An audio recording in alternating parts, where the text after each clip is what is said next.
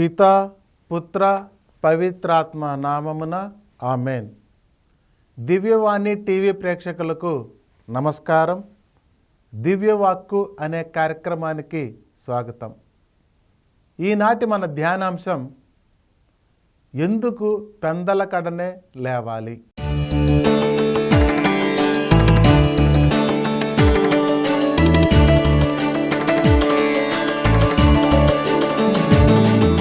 క్రైస్తవులమైనటువంటి మనం పెందలకడనే లేవడం వల్ల ప్రయోజనాలు, పెందలకడనే లేచి ఏమి చేయాలి అనే అంశాన్ని ఈనాడు మనం ధ్యానిస్తూ ఉన్నాం.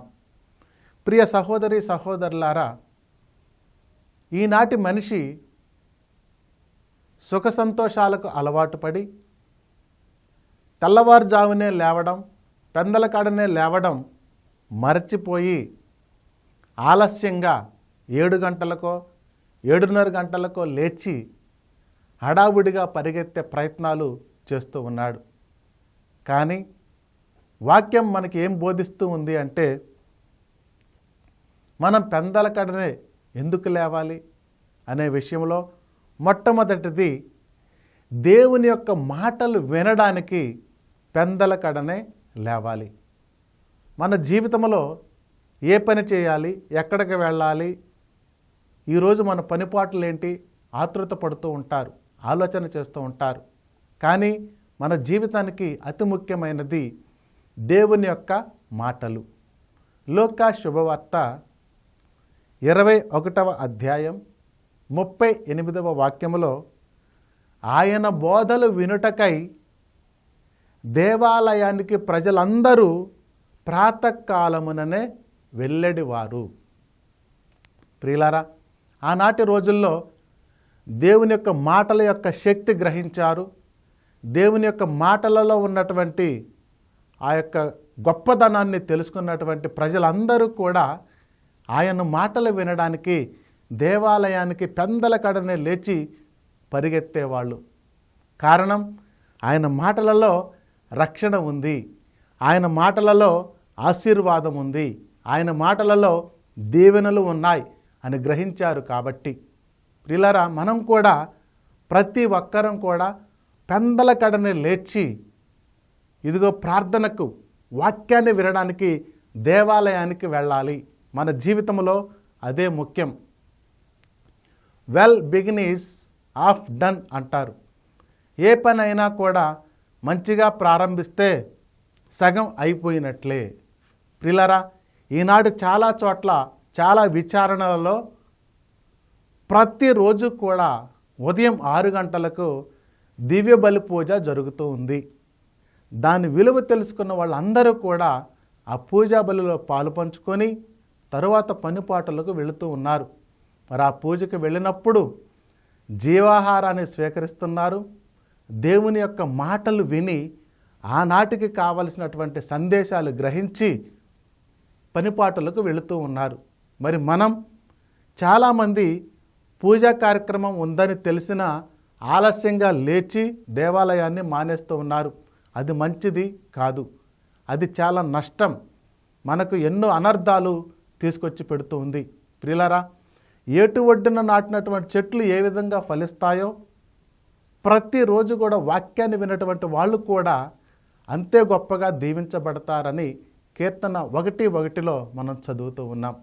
అందుకనే ప్రియులారా, సాధ్యమైనంత వరకు అందరం కూడా వేకువజామునే లేచి ఆయన బోధలు వినడానికి ఆలయానికి వెళ్ళే ప్రయత్నం చేద్దాం. ఒకవేళ కొన్ని చోట్ల పూజా బలి అవకాశం లేకపోతే లేవగానే ఇంట్లోనే వేకువజామునే లేచి వాక్యాన్ని చదివి, వాక్యాన్ని ధ్యానించి, ప్రార్థన చేసి ఆ తరువాత పనిపాటలు మొదలు పెట్టాలి. అది మనం నేర్చుకోవలసినటువంటి ఒక ముఖ్యమైనటువంటి సంగతి. ఇక రెండవది, ఎందుకు పెందలకడనే లేవాలి అంటే క్రీస్తులాగా ప్రార్థన చేయడానికి. యేసు ప్రభు తనకు తానే స్వయంగా వేకువజాముననే లేచేవాడు, ఒక నిర్జన ప్రదేశానికి వెళ్ళేవాడు, ప్రార్థనలు చేసేవాడు.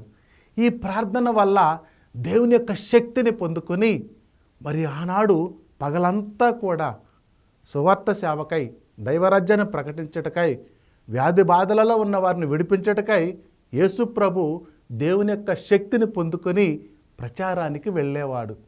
మనం కూడా అలాగే క్రీస్తులాగా ప్రార్థన చేయాలి అంటే వేకువజాముననే లేవాలి.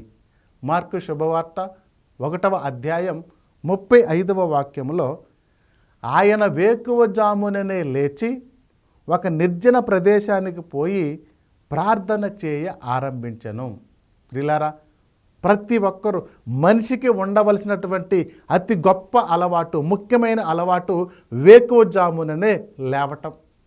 మరి ఈనాడు మన కుటుంబాలు ఎందుకు అస్తమస్తమైపోతున్నాయి? ఎందుకు అల్లకల్లోలం అయిపోతున్నాయి? ఎందుకు అనారోగ్యంలో కూరుకొని పోతున్నావు? ఎందుకు అప్పుల బాధలలో కూరుకుపోతున్నావు? కారణం ఇదే. ఆలస్యంగా లేవడం, ఆలస్యంగా పనులు చేయడం, గొడవలో తగాదలో కొట్లాటలు పెట్టుకొని దేవుణ్ణి నిర్లక్ష్యం చేయడం వల్ల మనకు అనర్థాలు జరుగుతూ ఉన్నాయి. కానీ నిజమైనటువంటి క్రైస్తవుడు వేకువజాముననే లేస్తాడు, క్రీస్తులాగా ప్రార్థన చేస్తాడు. ప్రార్థనతో ప్రారంభించిన వ్యక్తి తప్పకుండా విజయాన్ని పొందుతాడు. ప్రియ దైవ బిడ్డలారా, అందుకనే మనం వేకువజాముననే, పెందలకడనే లేవాలి అని దేవుడు మనకు నేర్పిస్తూ ఉన్నాడు. చిన్న బిడ్డలు స్కూల్కి వెళ్ళాలి, చదువుకోవడానికి వెళ్ళాలి, ఆలస్యంగా లేస్తారు. తల్లిదండ్రులే ఆలస్యంగా లేస్తారు, పిల్లలు కూడా ఆలస్యంగానే లేస్తారు. మరి తల్లిదండ్రులు పిల్లలకు ఏమి నేర్పిస్తున్నారు? మీరు వేకువజాముననే లేస్తే వాళ్ళు వేకువజాముననే లేస్తారు. మీరు ప్రార్థన చేస్తే వాళ్ళు ప్రార్థన చేస్తారు.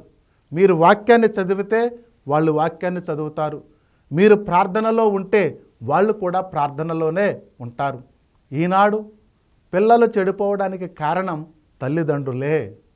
ఆలస్యంగా లేవడం, దరిద్రముగా ఉండడం, ప్రార్థన లేకపోవడం, దేవాలయం లేకపోవడం, వాక్యం లేకపోవడం, వీటన్నిటి వలన సైతాను రాజ్యమేలుతూ ఉన్నాడు. నీ కుటుంబం పడిపోవడానికి కారణం సైతాను యొక్క రాజ్యం నీ కుటుంబంలో ఉంది. క్రీస్తు రాజ్యం లేదక్కడ, దేవుని రాజ్యం లేదక్కడ. కారణం పెందలకడ లేవట్లేదు. కొంతమంది 7 గంటలకు లేస్తారు, కొంతమంది 7:30 గంటలకు లేస్తారు, ఇంకొంతమంది 8 గంటలకు లేస్తారు. కానీ ఇక్కడ యేసు ప్రభు వేకువజాముననే లేచేవాడు. ప్రియులారా, మనం కూడా ఈ అలవాటు నేర్చుకోవాలి. ఇక 3వది, పెందలకడని ఎందుకు లేవాలి అంటే, ఎవరైతే పెందలకడ లేస్తారో వాళ్ళు కుటుంబాన్ని చక్కబెట్టుకుంటారు. 3వది, కుటుంబాన్ని చక్కబెట్టుకోవాలంటే పెందలకడనే లేవాలి. సామెతల గ్రంథం 31వ అధ్యాయం 15వ వాక్యంలో ఆదర్శ గృహిణి, ఈ ఆదర్శ గృహిణి వేకువననే నిద్రలేచి తన కుటుంబానికి భోజనము సిద్ధము చేయును. ప్రియులారా, ప్రతి ఒక్క వ్యక్తి, ప్రతి ఒక్క స్త్రీ నేర్చుకోవలసినటువంటి విషయం ఇదే. వేకువజాముననే లేవాలి. తన కుటుంబానికి ఏది కావాలో, తన పిల్లలకి ఏది కావాలో, తన భర్తకి ఏది కావాలో, ఎక్కడికి వెళ్ళాలో, ఏ వంట చేయాలో లేవగానే తన కుటుంబాన్ని చక్కబెట్టుకోవాల్సినటువంటి బాధ్యత ప్రతి ఒక్క భార్య మీద ఉంది. అందుకనే ఆదర్శ గృహిణి అంటారు. దేవుడు అలాంటి వారిని మెచ్చుకుంటాడు, అలాంటి వారి కుటుంబాన్ని ఆశీర్వదిస్తాడు. నీ కుటుంబం నాశనం అవ్వాలన్నా, నీ కుటుంబం దీవించబడాలన్నా నీ చేతిలోనే ఉంది. కాబట్టి ఆదర్శ గృహిణి వేకువజాముననే లేచి ఎలాగైతే తన కుటుంబాన్ని చక్కబెట్టుకుంటుందో నీవు కూడా లేవాలి. ఈరోజే మొదలుపెట్టి వేకువజాముననే లేచి వాక్యాన్ని చదివి ప్రార్థన చేసి వంట వార్పు చేస్తే తప్పకుండా ఆ కుటుంబం పచ్చగా 10 కాలాల పాటు దైవానుగ్రహాలు పొందుకుంటూ ఉంది. నిర్లక్ష్యం చేయొద్దు, సోమరిగా ఉండొద్దు, సైతానుకు లొంగొద్దు. దేవుడు మనకు నేర్పించేది ఇదే.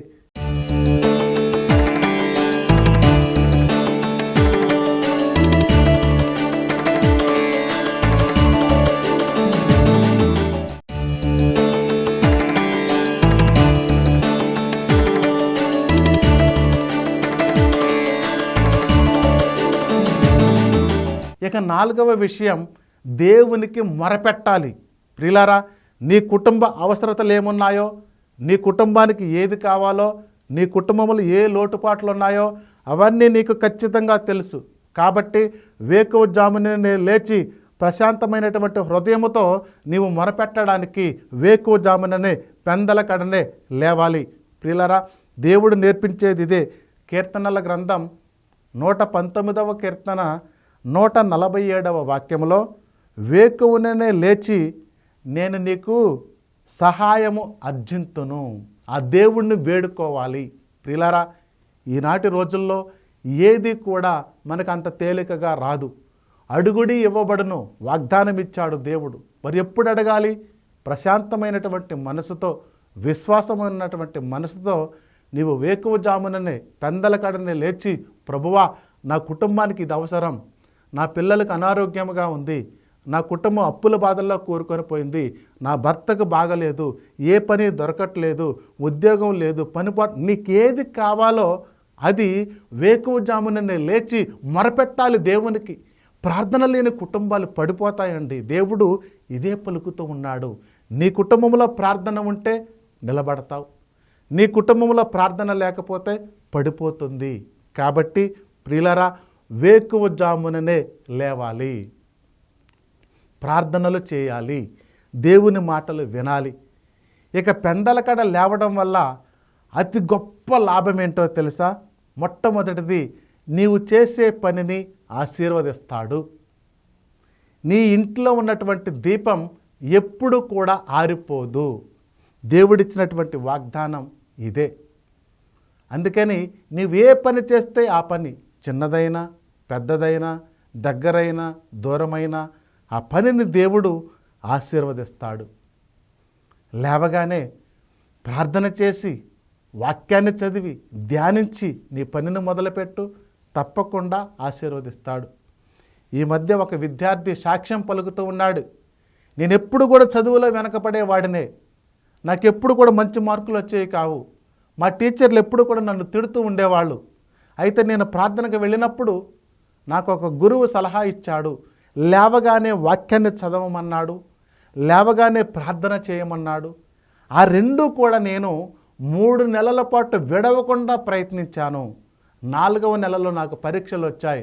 ఆ పరీక్షలలో నేను ప్రథమ స్థానంలో ఉత్తీర్ణుడయ్యాడని సాక్ష్యం పలుకుతున్నటువంటి ఒక విద్యార్థి. ప్రియ దైవ బిడ్డలారా, చూశాడా? సామెతల గ్రంథం 31వ అధ్యాయం 18వ వాక్యంలో, ఆమె కృషికి సత్ఫలమబ్బును, రేయల్లా ఆమె ఇంట దివ్వె వెలుగుచూనే ఉండును. చూశారా? నువ్వు ఏ పని చేస్తే ఆ పనికి ప్రతిఫలం లభిస్తుంది. ప్రియులారా, చాలామంది నష్టపోతున్నారు. వ్యాపారాలలో నష్టం, పనుల్లో నష్టం, పెట్టుబడి కూడా రాని సందర్భాలు రావడానికి కారణం ఏంటి? మనం మానవ ప్రయత్నం చేస్తూ ఉన్నావు. మరి మానవ ప్రయత్నంలో ఓడిపోతావు. కానీ నీ ప్రయత్నంలో, నీ పనిలో దేవుడుంటే, దేవుని యొక్క తోడ్పాటు ఉంటే ఎప్పటికీ కూడా పడిపోవు. ఇది దేవుని యొక్క వాగ్దానం. నీ కృషికి సత్ఫలం, మంచి ఫలాన్ని దేవుడిస్తాడు. ఎప్పుడు కూడా నీ కుటుంబంలో దీపము ఆరిపోదు. ఎప్పుడు మనం వేకువజామునే లేచినప్పుడు, ప్రార్థనకు వెళ్ళినప్పుడు, పూజాబలికి వెళ్ళినప్పుడు, వాక్యాలు వింటున్నప్పుడు, ప్రార్థనను, ప్రతి పనిని ప్రార్థనతో ప్రారంభించినప్పుడు ఈ 2 వాగ్దానాలు దేవుడు ఇస్తూ ఉన్నాడు. ప్రియులారా, చాలామంది అంటూ ఉన్న విషయం, ఇదిగో నేను పనిపాట్లు చేస్తూ ఉన్నానయ్యా, కష్టపడుతున్నానయ్యా, రెక్కల కష్టం చేస్తున్నానయ్యా, అన్నీ కూడా తీసుకొని పోయి హాస్పిటల్లో తగలబెట్టవలసి వస్తుంది అని చాలామంది వాపోతున్నారు. ప్రియులారా, కారణం ఏంటో తెలుసా? ఇదిగో నిర్లక్ష్యం, ప్రార్థన లేని కుటుంబం, దేవుడు లేని పని, ఓడిపోతున్నావు, పడిపోతున్నావు, అప్పుల బాధలు మిగులుతూ ఉన్నాయి. కాబట్టి ఇకనైనా జాగ్రత్త పడు, ఇకనైనా మేలుకో. దేవుడు ఇదిగో మెలకువ కలిగి జాగరూకులై ప్రార్థన చేయమంటున్నాడు కదా. ప్రియులారా, ప్రార్థనే చేయాలి, దేవుణ్ణి అడుగుతూ ఉండాలి, దేవుణ్ణి మొరపెడుతూ ఉండాలి. అలా ప్రార్థన చేస్తే నిన్ను ఏ స్థాయికి తీసుకొని వెళ్తాడో తెలుసా? ఈనాడు నీవు సహాయం అర్థించే స్థితిలో ఉన్నావేమో, ఎవరైనా సహాయం చేస్తే బాగు అనే పరిస్థితుల్లో ఉన్నావేమో. కానీ ఈ పెందలకడనే లేచి ప్రార్థన చేసే వ్యక్తిగా మారితే సామెతల గ్రంథం 31వ అధ్యాయం 20వ వాక్యములో పేదలకు దాన ధర్మాలు చేయుటకు సిద్ధముగా ఉండును, అంత గొప్పగా నిన్ను తయారు చేస్తాడు. ప్రియులరా, కష్టమైన పనేమీ కూడా దేవుడు చేయమని చెప్పట్లా. లేవగానే అవకాశం ఉంటే పూజకు వెళ్ళండి, అవకాశం లేకపోతే ఇంట్లోనే వాక్యాన్ని చదవండి, ధ్యానించండి, ప్రార్థనలో ఉండండి అని గొప్ప సందేశాన్ని దేవుడు మనకిస్తూ ఉన్నాడు. చూసారా, సహాయం అర్థించే పరిస్థితి నుంచి సహాయం చేసే స్థితికి దేవుడు నిన్ను లేవనెత్తబోతున్నాడు. అయితే ప్రియులారా, ఈనాడు అందరిలో కూడా ఈ సోమరితనం వచ్చేసింది. ఈజీ మనీకి అలవాటు పడ్డారు. ఏ ప్రయత్నం చేయకుండా, ఏ పని చేయకుండా డబ్బు రావాలి, కష్టం చేయకుండా నా కుటుంబం బాగుపడాలి, కష్టం చేయకుండా నేను అనుకున్నది జరగాలి అనే అపోహలోనే ఉన్నారు తప్ప దేవుడేమంటున్నాడు? నీ కృషికి సత్ఫలితాన్ని ఇస్తానంటున్నాడు. కృషి లేకుండా ఏ ప్రయోజనం లేదు. ప్రయత్నం చేయాలి, ప్రార్థన చేస్తూ ఉండాలి. ప్రియులరా, అందుకనే కృషి ఉంటే మనుషులు మహా ఋషులు అవుతారు. అంత గొప్పగా దేవుడు మనలను లేవనెత్తుతాడు. ఈనాడు పడిపోయావేమో, ఈనాడు ఓడిపోయావేమో, దేవుడు నిన్ను లేవనెత్తడానికి సిద్ధంగా ఉన్నాడు, నిన్ను గెలిపించడానికి సిద్ధంగా ఉన్నాడు. అయితే నీవు చేయవలసిందల్లా కూడా ఒక్కటే, అవకాశం ఉంటే ప్రతిరోజు దేవాలయానికి వెళ్ళాలి, పెందలకడనే లేవాలి, కుటుంబాన్ని చక్కదిద్దుకోవాలి. ఆ కుటుంబాన్ని చక్కదిద్దుకోరు. కొంతమంది ఇళ్ళు చూస్తే సైతానికి నిలయాలుగా ఉంటాయి. ఎక్కడి వస్తువులు అక్కడనే ఉంటాయి, ఎక్కడ మురికి అక్కడే ఉండుద్ది. కానీ ఎక్కడైతే మురికి ఉంటుందో, ఎక్కడైతే చిరాకుగా ఉంటుందో అక్కడ దేవుని యొక్క సన్నిధి ఉండదు. సైతాను రాజ్యమే అక్కడ ఉండేది. కాబట్టి బిడ్డలారా, నీ కుటుంబాన్ని బాగు చేసుకోవాలని నీకుందా? నీ పిల్లలు బాగుపడాలని నీకుందా? నీ కుటుంబంలో ఉన్నటువంటి శోధనలు పోగొట్టుకోవాలని నీకుందా? దేవుని యొక్క ఆశీర్వాదాలు నీ కుటుంబం మీదకి దిగి రావాలని నీకుందా? అయితే ఈనాడు నువ్వు చేయవలసింది పెందలకడనే లేవాలి, కుటుంబాన్ని చక్కబెట్టుకోవాలి, ఇల్లు వాకిలు చక్కబెట్టుకోవాలి, ప్రార్థనకు వెళ్ళాలి, దేవాలయానికి వెళ్ళాలి, వాక్యాన్ని చదవాలి, వాక్యాన్ని వినాలి. ఇక తరువాత ఎవరైతే పెందలకడన లేస్తారో వాళ్ళు తమ కుటుంబాన్ని బాగా చూసుకుంటారు. సామెతల గ్రంథం 31వ అధ్యాయం 27వ వాక్యములో సోమరితనానికి తావివ్వక కుటుంబ పరిస్థితులను మెలకువతో చక్కదిద్దుకొనును. చూసారా, వేకువజాముననే లేచిన వాళ్ళు తన కుటుంబాన్ని చక్కదిద్దుకుంటారు. వేకువజాముననే లేచిన వాళ్ళు తమ కుటుంబానికి ఏది కావాలో అవన్నీ కూడా సమకూర్చుకుంటారు. ప్రియులారా, ప్రతి ఒక్కళ్ళు నిర్లక్ష్యం అయిపోయారు ఈనాటి రోజుల్లో. అది మంచిది కానే కాదు. శ్రద్ధ లేదు, ప్రార్థన యందు శ్రద్ధ లేదు, దేవుని యొక్క విషయాల యందు శ్రద్ధ లేదు, దేవాలయం యందు శ్రద్ధ లేదు. మరి మనం పడిపోవడానికి కారణం ఇదే. ఈనాడు మనం అడిగితే అందరిలో ఏదో ఒక సమస్య ఉందనే చెప్తారు, అందరికీ అప్పుల బాధలు ఉన్నాయనే చెప్తారు. కానీ మనం అవన్నీ పోగొట్టుకోవడానికి, దేవుని బిడ్డగా ఉండడానికి, దేవుని యొక్క ఆశీర్వాదాలు పొందుకోవడానికి నీవు ఏ ప్రయత్నం చేశావు? ప్రయత్నం చేయకుండా ఏ ప్రతిఫలం రానే రాదు. నో పెయిన్ నో గెయిన్ అంటారు. నువ్వు కష్టపడకుండా ఏది రాదు. కాబట్టి ప్రియులారా, కొంచెం త్యాగం చేద్దాం. దేవుడిచ్చే సందేశం ప్రతి ఒక్క వ్యక్తి వేకువనే లేవాలి, పెందలకడనే లేవాలి. లేచిన వెంటనే ఆయన మాటలు వినాలి. ఆయన మాటలు మాట్లాడకుండా ఎవరితో మాట్లాడొద్దు. ఆయన ముందు ఆయన మాటల్లో ఉన్నటువంటి జీవాన్ని గ్రహించు, ఆయన మాటల్లో ఉన్నటువంటి శక్తిని గ్రహించు. ప్రియులారా, సైతానులు పారిపోతున్నాయి దేవుని యొక్క మాటల వలన. ఇదిగో సముద్రాలు ఆగిపోతున్నాయి దేవుని యొక్క మాటల వలన. నీ అప్పుల బాధలు ఒక లెక్క, నీ యొక్క నష్టాలు ఒక లెక్క. దేవుడు నిన్ను దీవించడానికి, నిన్ను ఆశీర్వదించడానికి, నిన్ను లేవనెత్తడానికి సిద్ధంగా ఉన్నాడు. ఇంకా ఎంతకాలం ఈ దరిద్రంలోనే ఉంటావు? ఇంకా ఎంతకాలం ఈ సోమరితనంలోనే ఉంటావు? ఇకనైనా మేలుకో, ఇకనైనా ఒక అడుగు ముందుకై విశ్వాసములో, ఇకనైనా నీ ప్రయత్నాన్ని ప్రారంభించు. నీ ప్రయత్నాన్ని దేవుడు తప్పకుండా సఫలం చేస్తాడని వాగ్దానం ఇస్తూ ఉన్నాడుగా. సామెతలు 31:18 ఆమె కృషికి సత్ఫలమొగ్గును. మంచి ఫలితాలు దేవుడిస్తున్నాడు, కానీ అవి పొందుకోవడానికి మనం సిద్ధంగా లేం. ప్రియులారా, దేవుడు ఏమంటున్నాడు? నిన్ను తలగా నియమిస్తున్నాను కానీ తోకగా కాదు. దేవుడు నీ ఎడల, నీ కుటుంబం ఎడల ప్రత్యేకమైనటువంటి శ్రద్ధ కలిగి ఉన్నాడు.